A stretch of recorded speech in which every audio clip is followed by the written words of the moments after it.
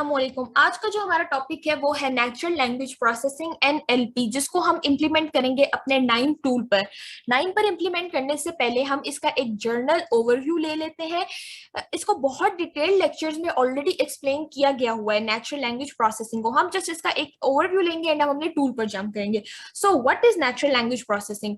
Natural language processing जो है वो हमारे पास एक सब फील्ड है आर्टिफिशियल इंटेलिजेंस की। नेचुरल लैंग्वेज प्रोसेसिंग जो है, इसका मतलब ये है कि ह्यूमन लैंग्वेज में लिखी गई या बोली गई तमाम इंस्ट्रक्शंस को वो प्रोसेस कर ले, ताकि जो भी ऐसे टास्क हैं जिनको हमने बार बार रिपीट करना है वो मशीन खुद हैंडल कर ले।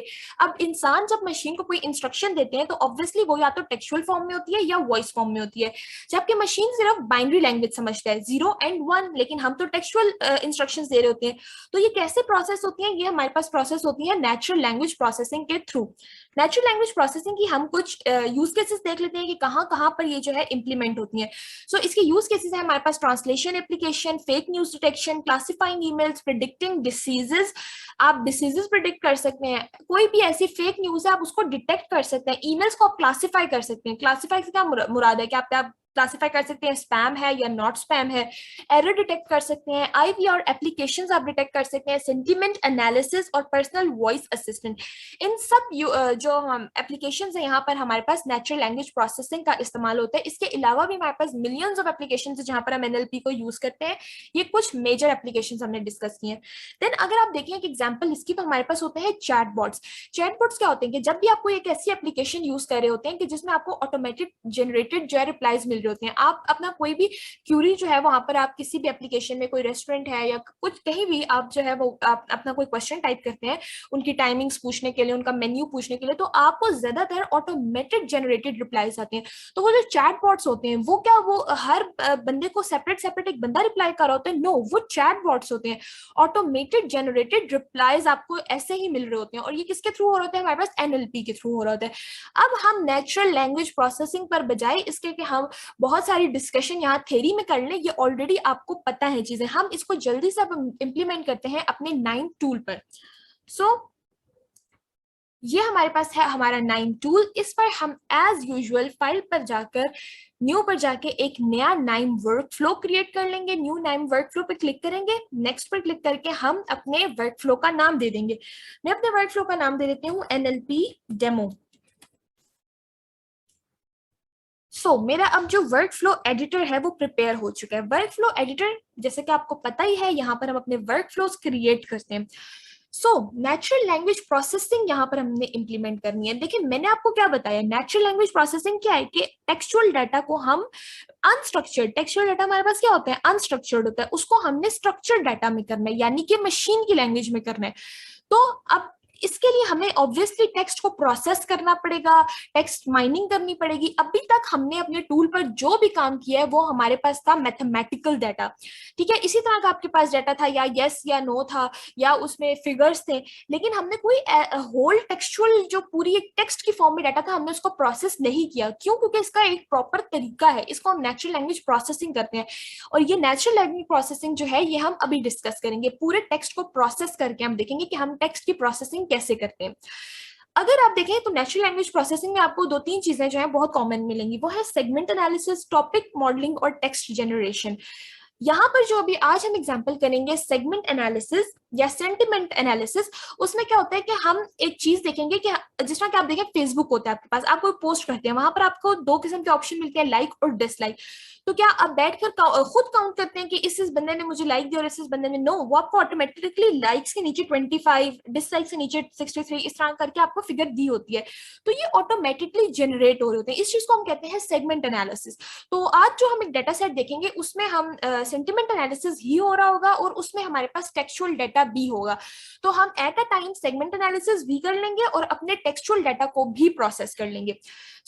मैं अपना जो टेक्सचुअल डाटा है यहीं से इंपोर्ट कर लेती हूँ। आप यहाँ पर एग्जाम्पल वर्कफ्लोज में जाएं, सोशल मीडिया पर जाएं और डाटा पर सोशल मीडिया में जाके द डाटा पे जाकर आप यहाँ से सोशल मीडिया को क्लिक करें और आपके पास एक सोशल मीडिया का डेटा सेट मौजूद होगा। CSV फाइल में आपके पास एक सोशल मीडिया का डेटा मौजूद होगा। IMDb sample.csv की नोट को आप यहाँ पर जस्ट ड्रैग एंड ड्रॉप कर दें। ये जो नोट आपने ड्रैग एंड ड्रॉप किया है, वैसे तो हमारे पास क्या होता था कि हम एक CSV फाइल रीडर जो था या फाइल रीडर, इसी तरह हम जो थे ड्रैग एंड ड्रॉप करते थे और ब्राउज करते थे कोई फाइल, ठीक है, हम कोई फाइल खुद से देते थे।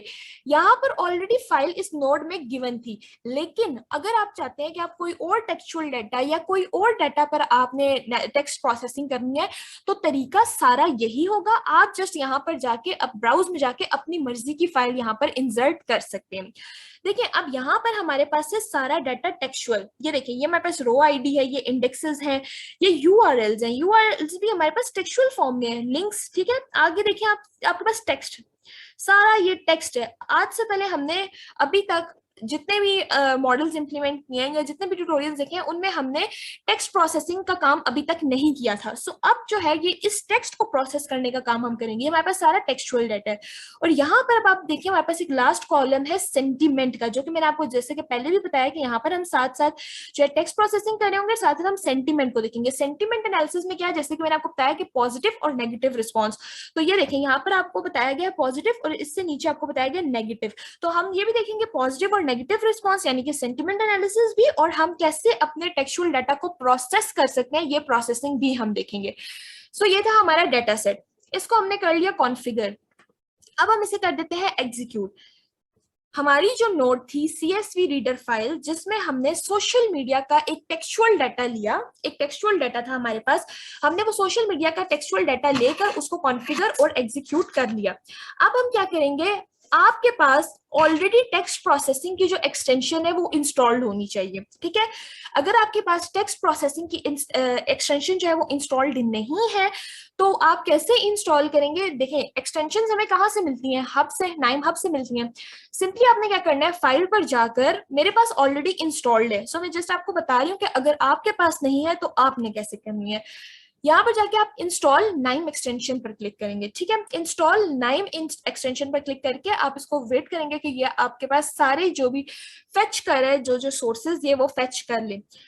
आफ्टर ये सोर्सेज फेच कर लेगा, आपके पास यहाँ पर एक्सटेंशंस आ जाएंगी, ठीक है। अगर तो आपने टेक्स्ट प्रोसेसिंग की एक्सटेंशन इंप्लीमेंट करनी है या डाउनलोड करनी है, सिंपल आप यहाँ पर टाइप करेंगे नाइम टेक्स्ट प्रोसेसिंग, ठीक है। नाइम टेक्स्ट प्रोसेसिंग पर आप क्लिक करेंगे, आपके पास पहला ऑप्शन आ जाएगा नाइम टेक्स्ट प्रोसेसिंग का।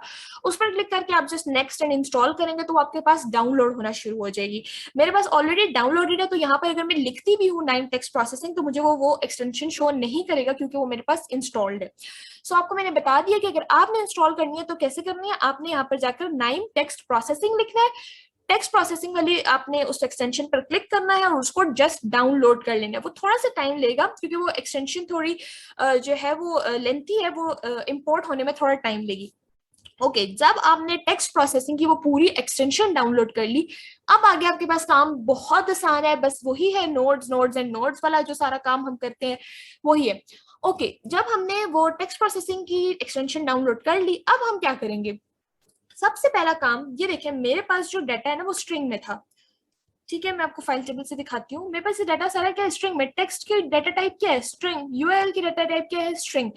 मैं सबसे पहले टेक्स्ट प्रोसेसिंग परफॉर्म करने के लिए, ये मैं यहाँ पर आपको लिख के बता देती हूँ ताकि आपको क्लियर रहे। टेक्स्ट प्रोसेसिंग हम करें, ठीक है। टेक्स्ट प्रोसेसिंग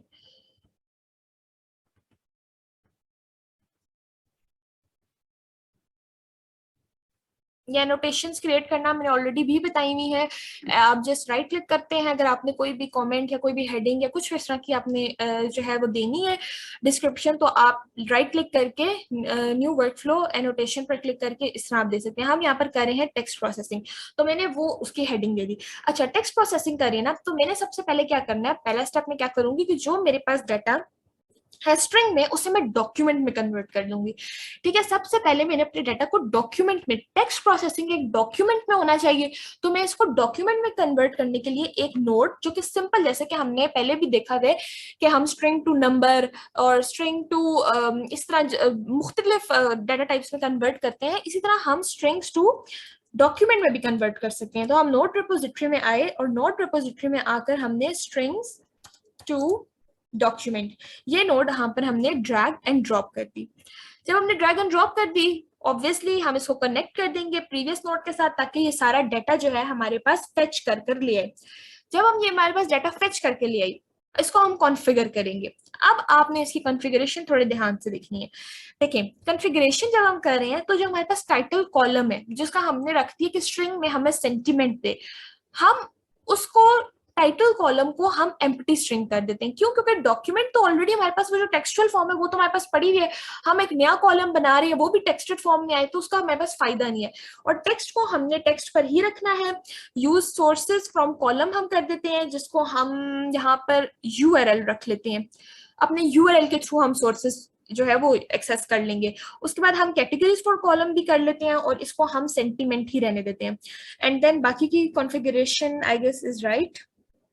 यस, सो हम जस्ट टोकनाइजेशन हमारे पास क्या होता है कि हम स्मॉल चंक्स में अपने एक सेंटेंस को डिवाइड कर देते हैं। जैसे कि मैं कहती हूँ the cat sat on a wall, तो अगर मैं सिंगल टोकनाइजेशन करती हूँ तो वो दा का एक कॉलम ब्लॉक बना देगा, कैट का एक ब्लॉक बना देगा, सैट का एक ब्लॉक बना देगा। अगर मैं दो वाला करती हूँ, बाइनरी टोकनाइजेशन करती हूँ या बाय टोकनाइजेशन करती हूँ, तो वो क्या करेगा, द कैट का एक ब्लॉक बना देगा, इस तरह करके ना टोकनाइजेशन। तो यहाँ पर open NLP English word tokeniser already लगा हुआ है। सो मैं जस्ट इसको ओके कर दूंगी, ये अप्लाई हो जाएगा मेरे पास, and then will execute it. जब मैंने इसको एग्जीक्यूट कर लिया, ये भी एग्जीक्यूट हो रहा है मेरे पास, आप देख सकते हैं यहाँ पर इसका स्टेटस हमें शो हो रहा होता है। सो जैसे ग्रीन हुआ मींस मेरी की नोड एग्जीक्यूट हो चुकी है। अब मैं string and document output table देखूंगी कि जो मैंने डॉक्यूमेंट में देखे, बाकी सारा तो मेरे पास वही उसी तरह आ रहा है जो मेरे पास था डेटा। एंड पे अब देखती हूँ मेरे पास एक और उसको क्रिएट, यस उसने मुझे एक और डॉक्यूमेंट की जो है वो कॉलम क्रिएट करके दे दिया है, जिसका डेटा टाइप भी क्या है, डॉक्यूमेंट। डॉक्यूमेंट की डेटा टाइप भी हमने क्या रखी थी, डॉक्यूमेंट के हमें स्ट्रिंग में नहीं चाहिए था, यही हमारे पास टेक्स्ट है जिसकी डेटा टाइप स्ट्रिंग थी, हमने एक और बना दिया, लेकिन हमने इसको फिलहाल एम्प्टी रखा था। ठीक है, हमने इसको फिलहाल एम्प्टी रखा था, हम इसको फिलहाल एम्प्टी ही रहने देंगे। अच्छा, ये आपके पास था पहला स्टेप। क्या आपने क्या किया टेक्स्ट प्रोसेसिंग में, अपने डॉक्यूमेंट को स्ट्रिंग से डॉक्यूमेंट में कन्वर्ट कर लिया, अपने टेक्स्ट को। ठीक है, उसके बाद अब हम क्या करेंगे, हम अब क्लीनिंग करेंगे। ठीक है, हमारे पास जो डाटा टेक्सचुअल फॉर्म में डाटा है ना, तो टेक्सचुअल फॉर्म में डाटा को हम उसकी क्लीनिंग करेंगे, क्लीन करेंगे उस डाटा सेट को। तो डाटा सेट की क्लीनिंग के लिए मैं यहाँ पर एक और हेडिंग क्रिएट कर देती हूँ, टेक्स्ट क्लीनिंग की। सो टेक्स्ट क्लीनिंग अब हम परफॉर्म करने जा रहे हैं। सो text cleaning, okay. Text cleaning के लिए जो सबसे पहले, आपको पता है नेचुरल लैंग्वेज प्रोसेसिंग है, टेक्सचुअल फॉर्म में डाटा है, कुछ कॉमास होंगे, कुछ फुल स्टॉप्स होंगे, ठीक है, कोई ऐसे नंबर्स होंगे, कोई ऐसे वर्ड्स होंगे, कोई केसेस ऐसे होंगे जो कि हमें रिमूव करने की जरूरत होगी। तो वो सारा काम हमें यहाँ पर नोड बाय नोड परफॉर्म करना ही करना है। तो सबसे पहले अपनी क्लीनिंग के लिए हम जो नोड का इस्तेमाल करेंगे वो होगा पंक्चुएशन इरेजर। ठीक है, पंक्चुएशन इरेजर का हम इस्तेमाल करेंगे। यहाँ पर वैसे वर्कफ्लो कोच में भी आ जाता है, अगर यहाँ पर आपको नहीं मिलता तो हम यहाँ पर सिंपल सर्च कर लेंगे पंक्चुएशन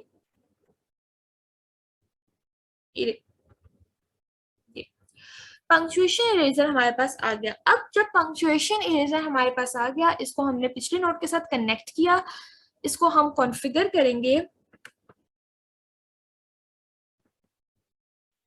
ठीक है, अगर तुम्हें यहाँ पर रिप्लेस कॉलम पर क्लिक नहीं करती ना, तो इसका क्या मतलब है, ये मुझे एक नया कॉलम जनरेट करके देगा और वहां पर वो पंक्चुएशंस को डील करेगा। लेकिन मैं चाहती हूँ कि मेरा जो ओरिजिनल डाटा सेट है ये अभी उसमें ही चेंजेस कर दे, यानी कि मुझे एक नया कॉलम जनरेट करके और फिर उसमें ना करके दे, बल्कि जो ऑलरेडी डाटा सेट मेरे पास मौजूद है उसमें ही वो मुझे पंक्चुएशन जो है उसमें जो भी इरेज करनी है, अननेसेसरी पंक्चुएशन है उनको इरेज करके दे दे। सो मैं यहीं पर रिप्लेस कॉलम करके ओके कर दूंगी, तो ये मेरी पंक्चुएशन यहाँ पर इरेज हो जाएंगी। अभी ये जस्ट एक स्टेप है, मैंने सिर्फ अभी पंक्चुएशन इरेज किए हैं। हमारे पास टेक्स्ट क्लीनिंग का एक ह्यूज स्टेप होता है, हम वो करेंगे। ठीक है, जब हमने टेक्स्ट में से पंक्चुएशन रिमूव कर ली, उसके बाद हम कर लेते हैं नंबर फिल्टर। ये आपको शो हो रहा होगा इधर वर्कफ्लो कोच पर, आपको ऑलरेडी रिकमेंड कर रहा होगा। ठीक है, नंबर फिल्टर, हम नंबर फिल्टर को कनेक्ट कर देते हैं पंक्चुएशन इरेजर के साथ, एंड इसे भी कॉन्फ़िगर कर लेते हैं। तो फिल्टर टर्म रिप्रेजेंटिंग नंबर्स, ठीक है, जो भी एक्स्ट्रा नंबर्स हैं जो कि अननेसेसरी नंबर्स हैं ये हमें उन्हें कॉन्फ़िगर करके दे देगा। नंबर फिल्टर के बाद हम N chars filter, N chars filters हमारे पास क्या करता है, एक सेकेंड हम इसे पहले कनेक्ट कर लेते हैं। सो एन चार्ज फिल्टर हमारे पास क्या करता है, एन चार्ज फिल्टर जो है जितने भी वर्ड, यहाँ पर आप देखिए कॉन्फ़िगर हम करके देखते हैं, तो जितने भी वर्ड्स इस लिमिट से ज्यादा होंगे ना, जितने भी वर्ड्स इस लिमिट से ज्यादा होंगे ये सिर्फ उनको रखेगा, और जितने इस लिमिट से कम होंगे उन्हें रिमूव कर देगा। फॉर एग्जांपल यहाँ पर मैंने एन चार किया हुआ है थ्री, थ्री मतलब मैं कहती हूँ जो मेरे टेक्स्ट में जो शॉर्टेस्ट वर्ड हो ना, जिस तरह की वो हो दा, अब दा से नीचे कोई भी ऐसा वर्ड होगा ना इज आई, वो मुझे रिमूव करके देगा। क्यों? क्योंकि मैंने एन चार से कितनी दे दी है, थ्री। सो इसका क्या मतलब है कि वो मुझे जो मेरी वर्ड लिमिट है वो सेट करके दे दी है। सो मैं इसे ओके करूंगी। एन चार्ज अप्लाई करने के बाद मैं कर दूंगी स्टॉप वर्ड फिल्टर अप्लाई। यहाँ पर हमें ये इसने रिकमेंड कर दिया already, stop word filter. Stop word filter से क्या मुराद है, अब वो वर्ड्स रिमूव करेगा जो कि इंपॉर्टेंट नहीं है, मतलब कुछ हमारे डेटासेट में कुछ ऐसे वर्ड्स भी होंगे जो कि अननेसेसरी इंप्लीमेंट हुए होंगे, जिनके कोई एज सच यूज नहीं होगा, तो ये हमें उनको इंप्लीमेंट सॉरी उनको रिमूव करके दे देगा। सो हम वो रिमूव करवा लेंगे स्टॉप वर्ड फिल्टर के थ्रू। देन हम केस कन्वर्टर इंप्लीमेंट कर लेते हैं। केस कन्वर्टर, केस कन्वर्टर में हमारे पास एन चार फिल्टर्स के साथ कनेक्ट हो चुका है। इसे कॉन्फ़िगर करते हैं हम। केस कन्वर्टर है ना, हम क्या चाहते हैं हमारे पास अपर केस में हो लोअर केस में हो, तो हम लोअर केस कर लेते हैं। इसे भी हमने एग्जीक्यूट कर दिया। अभी मैं इसे कॉन्फ़िगर कर दिया, अभी मैं इनको एग्जीक्यूट नहीं करी, मैं एक दफा पहले पूरी जो नोड्स हैं जो कि हमारे पास टेक्स्ट क्लीनिंग के लिए इस्तेमाल होती है मैं वो कर लूँ, देन हम उसको करेंगे, एग्जीक्यूट भी कर देंगे। अच्छा, केस कन्वर्टर के बाद में स्टेमर, स्टेमर अप्लाई करिए। अच्छा, स्टेमर हमारे पास क्या होता है, जिस तरह के हमारे पास ना काफी सारे वर्ड्स एक तरह के होते हैं, जिनकी कुछ स्टार्टिंग में ना मतलब के एक तरह की जो है ना वो वर्ड लिमिट जो है ना वो सारी एक तरह की आ रही थी। फॉर एग्जांपल मैं कहती हूँ कि गोइंग और गोन, ठीक है, गोइंग और गोन में आप देखें गो और गो जो है वो क्या है, वो एक जैसे लग रही है, ठीक है। तो जो स्टेमर जो है ना उनमें से क्या करेगा, जो कॉमन है ना उन दोनों दोनों वर्ड्स में से जो लेटर्स कॉमन है उनको उठा लेगा। जिस तरह अफेक्टिंग है, अफेक्शन है, अफेक्ट्स है, तो इसमें से स्टेमर क्या करेगा हमारे पास कि सिर्फ अफेक्ट को उठा लेगा, यानी कि जो डिफरेंट कैटेगरीज के वर्ड है ना उनको एक कैटेगरी से बिलोंग कर देगा। इसके लिए एक और कॉन्सेप्ट भी यूज होता है, लेमेटाइजेशन। स्टेमिंग से बेहतर है कि हम लेमेटाइजेशन परफॉर्म करें, लेकिन हम चूंकि अभी स्टेमिंग परफॉर्म करके देख रहे हैं तो मैंने आपको इसलिए बता दिया कि स्टेमिंग से बेहतर है। यहाँ पर लेमेटाइजेशन भी होगा, आप ये स्टैंड फॉर लेमेटाइजर भी है, आप ये भी अप्लाई करके देख सकते हैं। खैर हम अभी स्टेमर अप्लाई कर रहे हैं, इसको भी हमने केस कन्वर्टर के साथ कनेक्ट कर दिया, हमारे वर्ड्स की स्टेमिंग कर देगा ये, ठीक है। जैसा कि मैंने आपको बताया अफेक्शन, अफेक्ट्स, अफेक्टिंग, तो इनको एक अफेक्ट वाले वर्ड में कंबाइन कर देगा। ओके, उसके बाद जब हमने स्टेमर भी अप्लाई कर लिया, अब हमारे पास टेक्स्ट क्लीनिंग के लिए और कोई आई गेस है नहीं एज सच। हमारे यहाँ पर टेक्स्ट क्लीनिंग का जो प्रोसेस है, आप और चाहते हैं कोई तो इसमें से आप कर सकते हैं, लेकिन मेरा ख्याल है कि इतने इसमें जो हमारे जो टेक्सचुअल डाटा है ना वो उसके लिए यहाँ पर कंप्लीट है।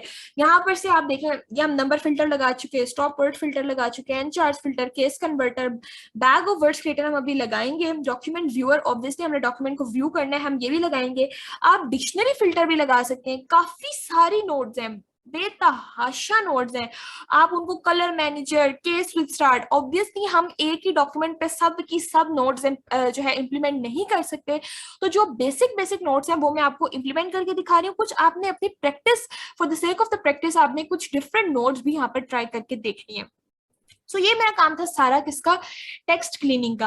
अब देखिए ये सारे मेरे पास एक ही कैटेगरी से बिलोंग कर रहे हैं ना, टेक्स्ट क्लीनिंग वाली जितनी चीजें वो मेरे पास सारी एक ही कैटेगरी से बिलोंग कर रही हैं। तो ये एक कैटेगरी से जो मेरे पास टेक्स्ट क्लीनिंग वाली चीजें बिलोंग कर रही है, मैं इनको क्यों ना एक कंपोनेंट में बंद कर दूं, बजाय इसके कि मैं अपने वर्क फ्लो को ऐसे बिखरा बिखरा सा रखूं कि एक लंबा सा वर्क फ्लो बना हो और वर्क फ्लो एडिटर जो है वो बुरा लग रहा हो, तो मैं इसको क्यों ना एक कंपोनेंट में बंद कर दूं। तो हम जो एक एक तरह की चीजें हैं उनको हम एक कंपोनेंट में डाल देते हैं। सो लेट्स से मैं डाल देती हूँ punctuation eraser, number filter, N chars filter, case converter. ये मेरे पास क्या है, टेक्स्ट क्लीनिंग के जो है वो ब्लॉक्स है, इनको मैं कंपोनेंट में डाल के देखती हूँ। देखिए मेरे पास अब कंपोनेंट यहाँ पर आपके पास आएगा create component. Executed nodes will be restart, obviously जब हम उन्हें कंपोनेंट में डालेंगे तो वो रीस्टार्ट हो, हम अपने कंपोनेंट का नाम दे देते हैं टेक्स्ट क्लीनिंग। टेक्स्ट क्लीनिंग हम अपने कंपोनेंट का नाम दे देते हैं। एक स्नोबॉल स्टेमर रह गया है, इसको भी अभी हम डाल देते हैं। ओके पहले मैं आपको दिखा देती हूँ कि टेक्स्ट क्लीनिंग का जो हमने कंपोनेंट बनाया है, अब वो जितनी नोट्स थी ना मेरे पास बाहर, वो सारी की सारी कहाँ चली गई हैं, एक कंपोनेंट के अंदर चली गई हैं। ठीक है, वो सब की सब कहाँ चली गई हैं, एक कंपोनेंट के अंदर चली गई हैं। अगर आपने इस कंपोनेंट को व्यू करना है तो आप कैसे करेंगे कि control plus double click, control plus double click करेंगे तो आपके पास ये आपका एक जो उस कंपोनेंट का व्यू है वो खुल जाएगा, जिसमें हमारे पास सारी कंपोनेंट्स आ गई। यहाँ पर हमारे पास रह गया था स्नोबॉल स्टेमर, तो हम यहाँ पर स्नोबॉल स्टेमर वापस इंप्लीमेंट यहीं पर कर लेते हैं। स्नोबॉल स्टेमर को हम यहाँ लगा देते हैं जो कि इसके साथ कनेक्ट होगा, एंड ये वाला कनेक्शन हम खत्म कर देते हैं, एंड ये कनेक्शन हम इसके साथ लगा देते हैं। ओके सो ये जो था मेरा था कंपोनेंट जिसके अंदर मैंने सारे क्लीनिंग प्रोसेसेस को डाल दिया। अगर आपने बंद करने वापस इस पे जाना है आप इस पर आ जाएं। ठीक है, यहाँ से अब हम ये डिलीट कर देते हैं क्योंकि ऑलरेडी हमने स्नोबॉल स्टेमर वहां पर डाल दिया। ओके टेक्स्ट जब हमने यहाँ पर क्लीन कर लिया, आपका बेसिकली आधे से ज्यादा जो टेक्सचुअल प्रोसेसिंग का काम वो यहाँ पर हो चुका है। आपने टेक्सचुअल हमने देखना था कि टेक्सचुअल प्रोसेसिंग जो है, जो टेक्सचुअल डाटा है, हम उसे कैसे यहाँ पर अपने टूल पर जो है वो इंपोर्ट करते हैं। हमने इंपोर्ट करके देख लिया कैसे उस टेक्सचुअल डाटा को हम क्लीन कर सकते हैं, हमने उसे क्लीन करके देख लिया। अब हम एक डॉक्यूमेंट को व्यू करके देख लेते हैं। हम डॉक्यूमेंट व्यूअर यहाँ पर हमारे पास आ रहा था, हम उससे कनेक्ट करते हैं डॉक्यूमेंट व्यूअर। ये डॉक्यूमेंट व्यूअर हमारे पास आ रहा था। सो हमारे पास जिस तरह के मल्टीपल स्टेप्स थे, हमने उनको कैटेगरी में डालकर और कंपोनेंट बना दिया। अच्छा अब हम डॉक्यूमेंट व्यूअर को इस टेक्स्ट क्लीनिंग के साथ कनेक्ट कर देते हैं। मैंने इसको एग्जीक्यूट नहीं किया टेक्स्ट क्लीनिंग को, तो हम इसे एग्जीक्यूट भी कर देते हैं। ये हमारे पास एग्जीक्यूट हो रहा है, और एग्जीक्यूट क्या हो रहा है, तमाम की तमाम नोड्स जो इसके अंदर मैंने अभी एग्जीक्यूट नहीं की थी वो सब सिर्फ कॉन्फ़िगर्ड थी, एग्जीक्यूटेड नहीं थी। वो सब की सब अब क्या हो गई है, कॉन्फ़िगर्ड भी हो गई। एग्जीक्यूट कर दिया, हम इसका आउटपुट देख लेते हैं। सो ठीक है, प्री प्रोसेसिंग के बाद क्योंकि अभी हमने वो डाटा, क्योंकि ये सारा डाटा वापस यहाँ पर हमें शो होता, तो हमने क्या किया कि सारा डाटा वापस ना शो हो तो हमने वो स्ट्रिंग वाली जो थी वो कैटेगरी खाली रखी थी। अच्छा अब आप देखेंगे आपको इसमें से नजर आ रहा होगा जो हमने टेक्स्ट को प्रोसेस किया है, काफी हद तक हमारा डाटा में अब थोड़ा क्लीन क्लीन लग रहा है। ठीक है, क्यों जितने भी इसमें जो थे फालतू के कॉमास लगे हुए थे, फुल स्टॉप्स लगे हुए थे, या कोई भी इस तरह की जो थीम स्टॉपिंग वर्ड्स थे, स्टेमर्स थे, उसने वो सबको जितना भी टेक्स्ट प्रोसेसिंग का काम था वो उसने हमें कर कर दे दिया है। अब हम डॉक्यूमेंट व्यूअर से डॉक्यूमेंट को अपने व्यू कर लेते हैं, कॉन्फ़िगर कर लेते हैं सबसे पहले। सो डॉक्यूमेंट का कॉलम डॉक्यूमेंट ही है, उसमें हम इसमें डॉक्यूमेंट ही रहने देते हैं, एंड हम इसे एग्जीक्यूट कर लेते हैं, execute and open views. Yes अब आप देखिए, क्योंकि अभी हमने उधर मैंने आपको बताया था कि वो बहुत मेस क्रिएट हो जाता, मैं जस्ट आपको बेसिक समझाना चाह रही थी। अगर आपने अपने टेक्सचुअल डाटा को पूरा यहाँ पर वो आप चाहते हैं वो सारा का सारा इंप्लीमेंट हो, तो आपने जहां पर हमने एम्प्टी स्ट्रिंग किया था वहां पर जाकर सिंपल आपने अपना टेक्स्ट सिलेक्ट कर देना। सो ये देखें, इसने मुझे जो है वो सोर्सेज और कैटेगरीज जो है वो यहाँ पर निकाल कर दे दी हैं, और डॉक्यूमेंट का एक अलग से डॉक्यूमेंट व्यूअर बनाकर हमें दे दिया, हमें एक अलग से डॉक्यूमेंट व्यूअर मिल चुके हैं। नेक्स्ट एक काम हम और इसमें करके देख लेते हैं कि हम यहाँ पर जो हमने भी देखा था bag of words creator, bag of words creator हमने देखा था, हम वो भी इंप्लीमेंट करके देख लेते हैं। देखिए डॉक्यूमेंट व्यूअर हमारे पास क्या कर रहा था, उसने हमें हमारे पास आइसोलेट कर दिया था जितने भी हमारे पास डॉक्यूमेंट्स थे ना, और उनको विजुअलाइज कर रहे थे एक लिटिल वेब पेज में, मतलब एक उसकी अलग स्क्रीन खुल गई और उसमें जितने भी डॉक्यूमेंट्स उसको उसने हमें विजुअलाइज करके दे दिया। ठीक है, अब हम देख लेते हैं बैग ऑफ वर्ड्स क्रिएटर, ये हमारे पास क्या करता है, bag of words creator. Bag of words creator की जो नोड है वो हमारे पास एक्सट्रैक्ट करती है फीचर्स को एक्सट्रैक्ट कर लेती है टेक्स्ट डॉक्यूमेंट से, और ये फीचर्स जो हैं वो यूज किए जाते हैं मशीन लर्निंग की ट्रेनिंग के लिए। ठीक है, आपके पास अब देखिए टेक्सचुअल डाटा है, बहुत सारा टेक्स्ट है, उसमें से आपने कुछ फीचर्स जो हैं वो यहाँ पर एक्सट्रैक्ट करके ले आते हैं। जब वो फीचर्स एक्सट्रैक्ट कर कर ले आता है, फिर आगे ऑब्वियसली जो टेक्सचुअल डाटा है इस पर आपको अपना मॉडल भी बिल्ड करेंगे। हमने बहुत सारे मॉडल जो हैं वो ऑलरेडी बिल्ड कर लिए हैं। टेक्स्ट प्रोसेसिंग में आपने क्या किया है, टेक्स्ट प्रोसेसिंग को कैसे इंपोर्ट किया, उसको कैसे क्लीन किया, उसका डॉक्यूमेंट व्यूअर खोल के हमने देख लिया, उसके बैक ओवर में से फीचर्स एक्सट्रैक्ट करके देख लिए। इसके बाद आपने सिंपल क्या करना है कि आपने कोई सा भी मॉडल, जो सा मॉडल आप चाहते हैं, आप चाहे डिसीजन ट्री चाहते हैं, लीनियर, लॉजिस्टिक, किसी तरह का भी आप जो है ना वो मॉडल, वैसे तो डिसीजन ट्री यहाँ पर मोस्ट सुटेबल रहेगा, जो जिस तरह हमने सिनेरियो क्रिएट किया हुआ है, तो आप डिसीजन ट्री यहाँ पर इंप्लीमेंट कर सकते हैं आराम से। आप इससे पहले डिसीजन ट्री वाले ट्यूटोरियल देखें, वहां से आप डिसीजन ट्री देख लें कि हम कैसे डिसीजन ट्री को हमने इंप्लीमेंट करना सीखा था। और जस्ट आपने यहाँ पर टेक्स्ट प्रोसेसिंग को क्रिएट इंपोर्ट करने के बाद, उसको क्रिएट करने के बाद, उसको क्लीन करने के बाद, व्यू करने के बाद और फीचर्स एक्सट्रैक्ट करने के बाद आपने जस्ट सिंपल अपना जो है यहाँ पर मॉडल इंप्लीमेंट कर देना। सो बैग्स ऑफ वर्ड क्रिएटर के साथ भी हम टेक्स्ट क्लीनिंग को कनेक्ट कर लेते हैं। इसे कॉन्फ़िगर करते हैं तो इसमें हमने इंक्लूडेड में ये सारे डॉक्यूमेंट्स डाल दिए एंड हम इसे एग्जीक्यूट कर लेते हैं।